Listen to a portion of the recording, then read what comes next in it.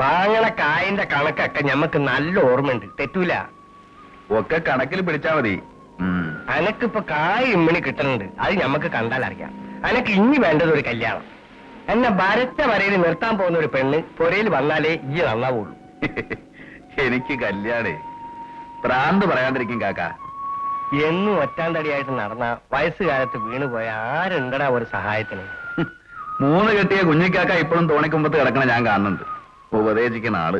അത് ഈ നോക്കണ്ട, എനിക്കാ നസീബില്ലാന്ന് വെച്ചോ.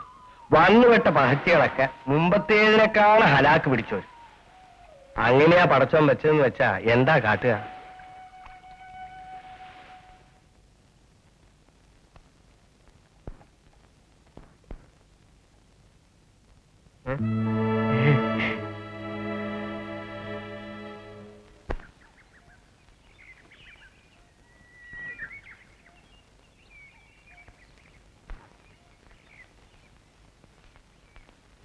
തുറക്കൂ. ആരാ? ഞാനാ. അയാൾ വന്നപ്പോ ഞാൻ വാതിലടച്ചു. ആരെ? ചേട്ടത്തിയുടെ നാരായണേട്ടൻ.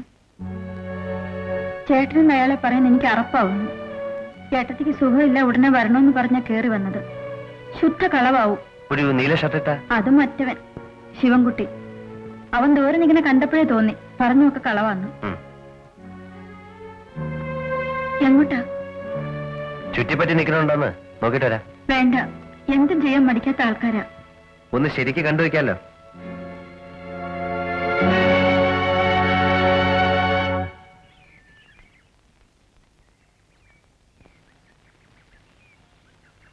ശിവൻകുട്ടിയല്ലേ? മനസ്സിലായില്ല. നമ്മൾ എവിടെ വെച്ചിട്ടാ കണ്ടത്? ഐലൻഡ് ഹോട്ടലിൽ വെച്ചിട്ട്? അതോ ഡിലക്സിലോ? നല്ല ഓർമ്മ വരുന്നില്ല. ഓർമ്മ വരില്ല, പക്ഷെ ഇതൊന്നും ഓർമ്മ ഉണ്ടാവണം.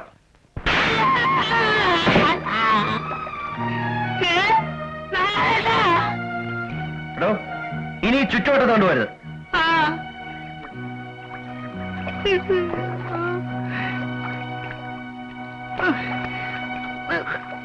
അയ്യോ, നല്ല പോട്ടല്ല.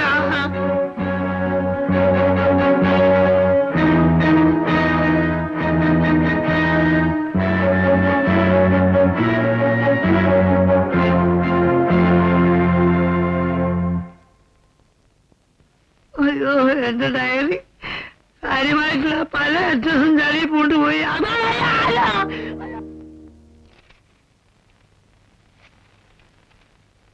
എഴുതാനും വായിക്കാനും എത്ര ദിവസം കൊണ്ട് പഠിക്കാൻ പറ്റും? ഇപ്പൊ വേണം തോന്നുന്നുണ്ടോ? ശേ, ഇനി എന്ത് പഠിപ്പ്? പക്ഷേ പഠിക്കണ കുട്ടികൾ തോണിയിലിരുന്ന് വർത്താനം പറയണ കേൾക്കുമ്പോ ഇടയ്ക്ക് കുറച്ച് സങ്കടം തോന്നും. ദിവസേന നേരത്തെ എണീറ്റ് 1 മണിക്കൂർ പഠിക്കാതിരിക്കോ? എന്നാ ഞാൻ അത്യാവശ്യം കൂട്ടി വായിക്കാറാക്കിത്തരാം. ഓ, കാര്യമില്ല. കരുണേട്ടൻ ബോട്ട് വാങ്ങണ കാലത്ത് ഞാൻ കിണ്ടല്. അത് കരുണേട്ടൻ സമ്മതിക്കില്ലാച്ചാൽ പഴയ തോണി എനിക്ക്. അത് മതി. ചെറിയ കാശിന്റെ കണക്ക് കൂട്ടാനൊക്കെ എനിക്കറിയാം. ഇവരെവിടെ പോയി? വരട്ടെ, ഗോപി കൂടെ ഉള്ളതുകൊണ്ട് വൈകില്ല. നിനക്ക് വിശക്കുന്നെങ്കിൽ അവര് വരട്ടെ.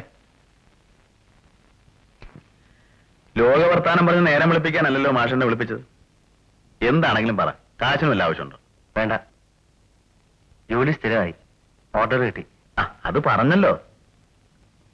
ആഫീസിന്റെ അടുത്ത് ഒരു വീടിന്റെ പകുതി വാടകയ്ക്ക് കിട്ടാനുണ്ട്. ഒരു മുറി, അടുക്കള, കുണുമുറി. പക്ഷേ എന്തിനാ അത്? വാടക കൊടുക്കണ കാശ് കൂടി അച്ഛൻ അയച്ചു കൊടുക്കും. എന്നും മനസ്സിൽ പ്രാകാരമുണ്ടെങ്കിലും ചത്തുപോയ എന്റെ തള്ള കാരണം എനിക്കൊരു വീടുണ്ട്. അവിടെ നമ്മൾ വാടക കൊടുക്കണ്ടല്ലോ മാഷെ. എന്താ കർണന്റെ പ്ലാൻ? എന്ത് പ്ലാൻ ഇടാൻ? കിട്ടുന്ന പണിയെടുക്കുക, കഴിയുക, അല്ലാതെന്താ പ്ലാൻ? ആകെപ്പാടെ എനിക്കിപ്പോ ഒരു വിഷമമുണ്ട്. അതാ അറിയേണ്ടത്. വീട്ടിൽ വെച്ച് സംസാരിക്കുമ്പോ വീട്ടിലുള്ള ആളുടെ കാര്യം തന്നെ എന്റെയും കുഴപ്പം. ആ പെണ്ണ് വന്ന് കയറിയ പിന്നെ കൈയും കാലും കെട്ടിയിട്ട നിലയിലാ ഞാൻ. മാഷക്ക് പണി സ്ഥിരായില്ലേ? അവൾക്കും ചെലവിനുള്ളത് കിട്ടണുണ്ട്. മാഷ് തന്റെ അച്ഛനോടോ വീട്ടുകാരോടോ പറ, നിങ്ങൾ കല്യാണം കഴിച്ചേക്കും. എന്ത്? ആണും തുണയുള്ള ഒരുത്തിയാവുമ്പോ പേടിക്കാതെ നടക്കാലോ. മാഷ് അവളെ കല്യാണം കഴിച്ചോളാം. അത് പറയാനുള്ള വിഷമായിരുന്നു എനിക്ക്. അതാണ് ഞാൻ. പിന്നെ ഒരു ചെറിയ വീട് വാടകയ്ക്ക് എടുക്കുന്ന കാര്യമൊക്കെ ആലോചിച്ചത് അതുകൊണ്ട് തന്നെ. എന്നിട്ട് നിങ്ങൾ എങ്ങോട്ട് പോവാൻ? വല്ലപ്പോഴും കയറി വന്ന കോലായിലൊന്ന് ചുരുണ്ടുകൂടാൻ അല്പം സ്ഥലം തന്നുകൂടെ മാഷെ? എന്റെ വീട് പിന്നെ എന്തിനാ? ആർക്ക് പാർക്കാനാ? ദേവയാനിയുടെ അടുത്ത് കർണൻ ഒന്ന് സൂചിപ്പിക്കണം. ഉം? എന്നും പോക്ക് വരെ ഒരുമിച്ച്. നിങ്ങൾ പറയണ ഭാഷയിൽ വർത്താനം പറയാൻ അറിയാത്ത ഞാൻ അതാ ഇപ്പൊ നന്നായത്.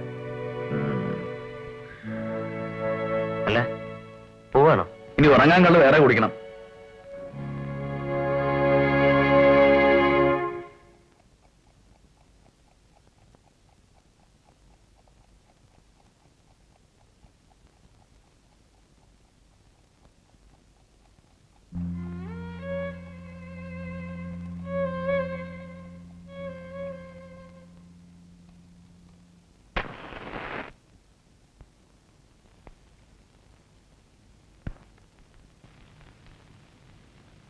ഞാൻ എന്താ ചെയ്യേണ്ടത് മൂപ്പ?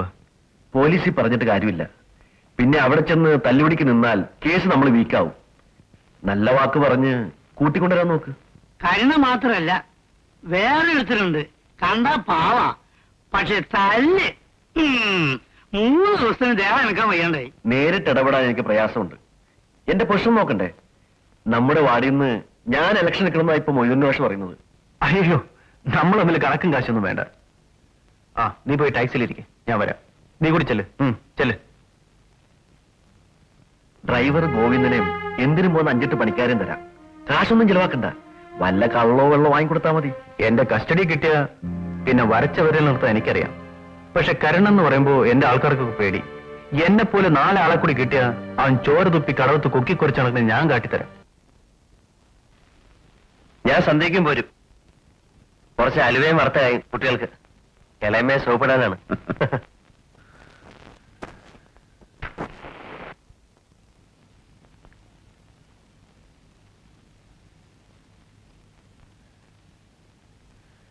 മാഷ് വീട്ടിൽ പോയി. കണ്ടു. മാഷ് പറഞ്ഞ കാര്യം എങ്ങനെ എപ്പോഴാ? എനിക്ക് ഈ മാതിരി കാര്യങ്ങളൊരു വിവരമില്ല, അറിയാലോ. ഗോപിക്ക് പ്രാന്ത. ഹോസ്റ്റലിൽ പോയിട്ട് എന്താ വിശേഷം? ഞാനും ആ കുട്ടിയും കൂടി ചില്ലറ സാധനങ്ങൾ വാങ്ങാൻ പോയി. ഇതാ, ഇതൊന്ന് നോക്കൂ.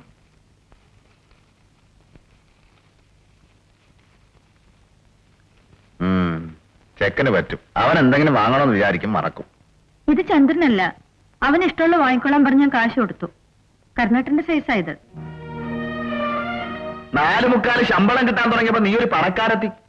ദുഷ്ചെലവ് ചെയ്യാണ്ട് അവനവന് വല്ല പൊന്നോ മിന്നോ വാങ്ങണമെന്ന് വിചാരിച്ച് സൂക്ഷിച്ചു വെക്കാണ്ട്. പുറത്തിറങ്ങുമ്പോൾ കുറച്ച് വൃത്തിയായിട്ടൊക്കെ നടക്കാം ആണുങ്ങൾക്കും.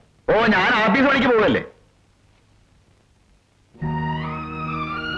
മാഷ് ഒക്കെ പറഞ്ഞില്ലേ? വിശേഷിച്ചൊന്നും പറഞ്ഞില്ല. വീട് മാറുന്നത് എനിക്ക് ഇഷ്ടമല്ല. എന്താ ഇവിടെ ഇപ്പൊ ഇത്ര മോശം? വലിയ ബംഗ്ലാവൊന്നുമല്ല. അധികം കുടിച്ച ദിവസം ഇങ്ങോട്ട് വരുന്നില്ല. പോരെ? മാറണമെന്ന് ആരും പറഞ്ഞില്ലല്ലോ. അല്ല, കല്യാണം കഴിഞ്ഞാലും ഇവിടെ തന്നെ താമസിക്കാലോ. അതൊന്നും നന്നാക്കണം. ഒരു കട്ടില്. എന്ത്? എന്താ പറഞ്ഞത്?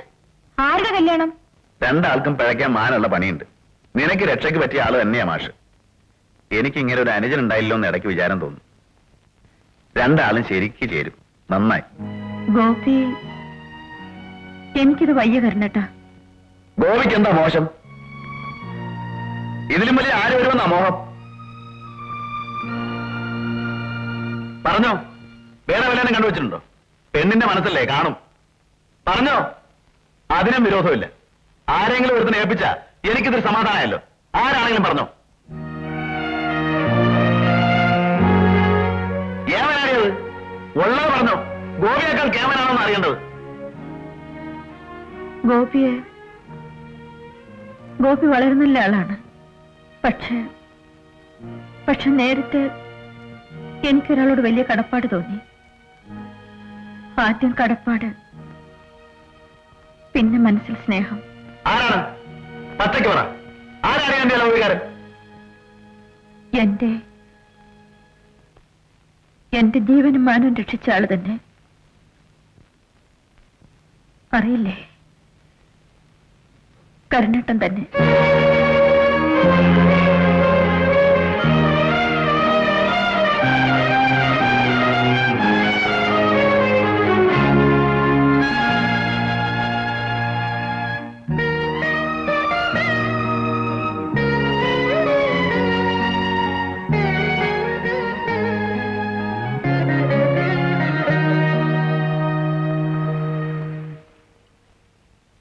ജോസഫേട്ടൻ പിന്നെ ആളയച്ചു. ഞാൻ വരുന്നില്ലെന്ന് പറ, സുഖമില്ലെന്ന് പറ.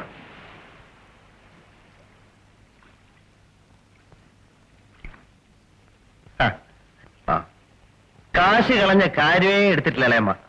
പരമഭാഗ്യം. ആ അച്ഛനോടെ ഞാൻ കർണനെ പറ്റി വിസ്തരിച്ച് പറഞ്ഞിട്ടുണ്ട്. ഈ ക്യാരക്ടറിനെ ഒന്ന് കാണണമെന്ന അപ്പ കമന്റ്. ഇളയമ്മ എടുത്ത് വിഷയം അവതരിപ്പിക്കുന്ന കാര്യം അച്ഛനേറ്റു. ആ വകയെ ചെലവായതേ ഒരു പെട്ടി കൊറോണ ചുറ്റിന്റെ കാശ. സംസാരിച്ചോ? ദേവേനെ എന്ത് പറഞ്ഞു? തുടങ്ങി വെച്ചു. അപ്പോഴേക്കും ആ ജോസഫേട്ടൻ വന്നു. പിന്നെ പിന്നെ തുടങ്ങി വെച്ചല്ലോ, ധാരാളം. കാര്യം ദേവേനെ നേരത്തെ ഊഹിച്ചിട്ടുണ്ടാവും.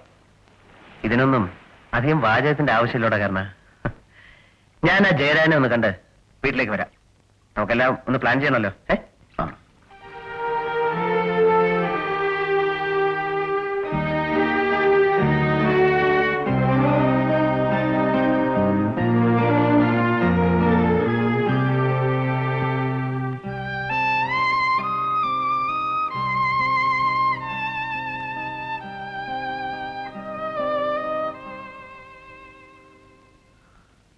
നോക്ക്, ഓരോ വിഡ്ഢിത്തങ്ങൾ വിചാരിക്കരുത്. ഞാൻ ആരാ? രണ്ടക്ഷരം പഠിച്ചിട്ടില്ല, മച്ചുവക്കാരൻ, ജയിലിൽ പോയവൻ, തന്ത ആരാണെന്ന് കൂടി അറിയാത്തവൻ.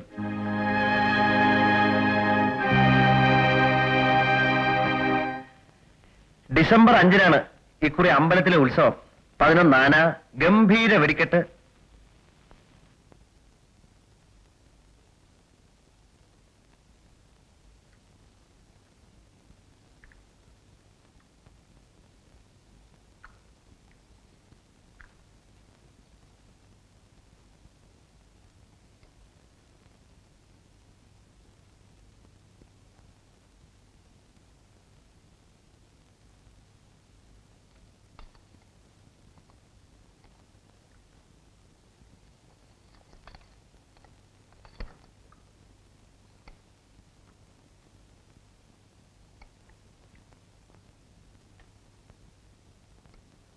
മിണ്ടാൻ പാടില്ല ഉണ്ണുമ്പോ എന്നുപോലെ നിയമം പാസ്സാക്കിയിട്ടുണ്ടോ ചേച്ചിയുടെ വക?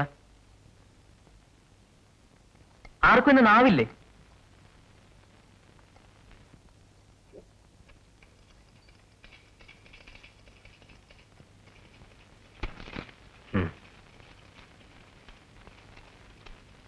ആഹാ, ഗോപിക്ക് തടിച്ച കവറാണല്ലോ.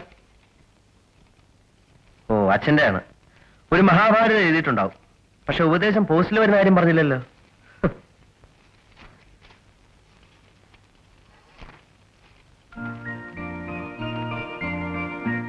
Wonder, wonder of wonders. Visa, appointment order നോക്കി ചെയ്തേ. സർപ്രൈസ്. രക്ഷപ്പെട്ടല്ലോ മോനെ.